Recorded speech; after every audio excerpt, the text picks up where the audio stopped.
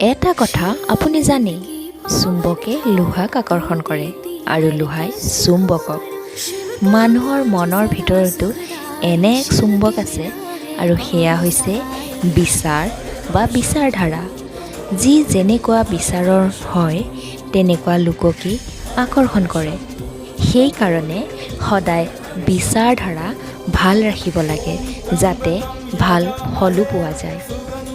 কাৰণ জীৱনত ভাল ফল পাবলৈ ভাল বিচাৰধাৰা ৰাখিব লাগিব। বন্ধু বান্ধৱীসকল, এটা কথা মনত ৰাখিব, সৃষ্টিৰ আদিৰে পৰা শিল আৰু নদীৰ ধাৰাৰ মাজত সংঘৰ্ষ চলি আহিছে।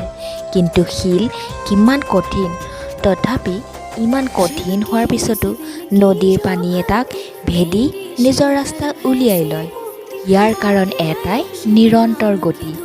সেয়েহে আপোনালোকেও আপোনালোকৰ গতি অব্যাহত ৰাখক।